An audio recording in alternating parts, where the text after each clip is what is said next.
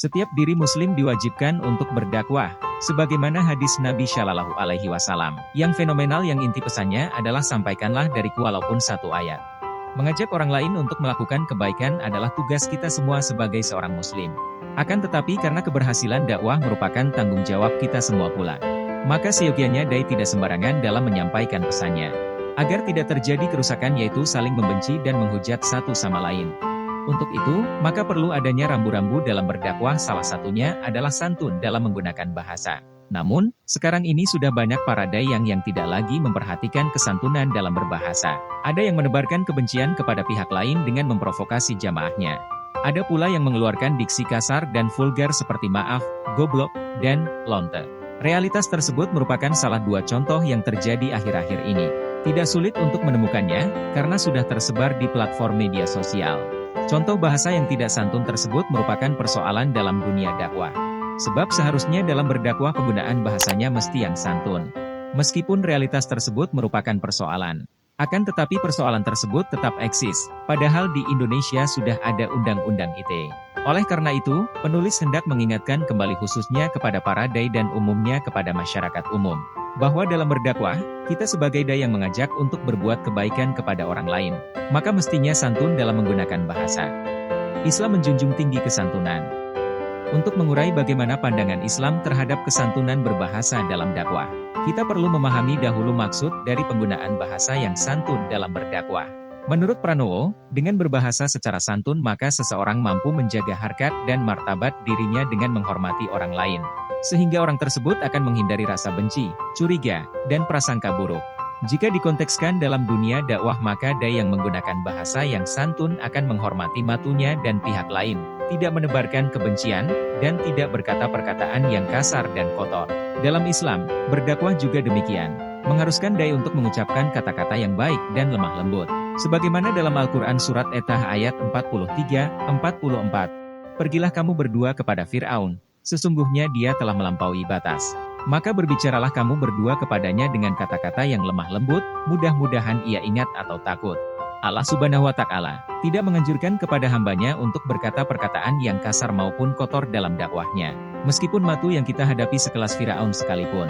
Apalagi konteksnya dakwah di mana dai mengajak orang lain untuk melakukan kebaikan, sehingga apa yang disampaikan dan cara menyampaikannya pun harus dengan baik. Kita sebagai umat Nabi Muhammad Shallallahu Alaihi Wasallam, tentu kita mendambakan dan menjadikan beliau sebagai suri tauladan kita, sehingga kita bisa mengambil pelajaran bagaimana Rasulullah Shallallahu Alaihi Wasallam dalam berdakwah. Faktanya Rasulullah pun dalam berdakwah menggunakan bahasa yang santun. Menurut Indrawati, Rasulullah memiliki sifat respect, menghargai, empati, mampu merasakan apa yang dirasakan oleh orang lain, audible, terdengar dengan jelas, clarity, berbicara dengan jelas, dan humble, rendah hati. Sehingga dalam dakwahnya beliau menyampaikan pesannya dengan lemah lembut dan perkataan yang baik hingga dapat menyentuh hati para jamaahnya. Umatnya pun sangat mencintai karena kelembutan perkataannya. Oleh karena itu, dalam berdakwah kita harus mengikuti tuntunan Rasulullah tersebut, yaitu dengan menggunakan bahasa yang santun. Santun mampu menuntun matu.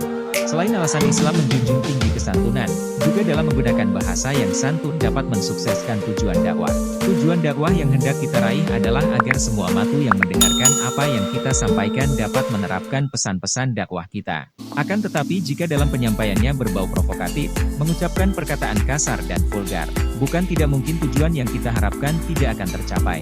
Justru menurut Abidin tujuan dakwah akan tercapai apabila penyampaiannya dilakukan dengan santun. Jika dalam dakwah tidak menggunakan bahasa yang santun, selain tujuan dakwah kita tidak tercapai, juga akan berakibat fatal karena perkataan kasar, kotor, dan jorok yang disampaikan dai berpeluang besar akan ditiru oleh para matunya. Apalagi jika tingkatan dainya sudah ulama di mana pengaruh terhadap matu sangat besar, maka bukan tidak mungkin lagi perkataannya akan ditiru. Selain itu, efeknya juga matu akan menjauhi dai tersebut dan tidak mau menghadiri majelisnya. Hal ini sudah diperingatkan oleh Allah Subhanahu wa Ta'ala. Dalam Al-Quran Surat Al-Imran ayat 159, "Maka disebabkan rahmat dari Allah lah kamu berlaku lemah lembut terhadap mereka. Sekiranya kamu bersikap keras lagi berhati kasar, tentulah mereka akan menjauhkan diri dari sekelilingnya." Bahkan bisa terjadi juga orang non-muslim yang hendak mempelajari agama Islam menjadi tambah ragu terhadap Islam. Oleh karena itu, para dai hendaknya berdakwah dengan menggunakan bahasa yang santun. Karena dengan bahasa yang santun, Matu akan merasa nyaman dalam mengikuti majelisnya, mendengarkan pesan-pesan dakwahnya, dan tentunya akan mengaplikasikan pesan-pesan dari dai tersebut, serta Matu mencintainya. Contoh dai tersebut adalah Nabi kita Muhammad Rasulullah Shallallahu Alaihi Wasallam, yang sangat dicintai oleh umatnya dan dihormati oleh musuhnya karena kesantunannya.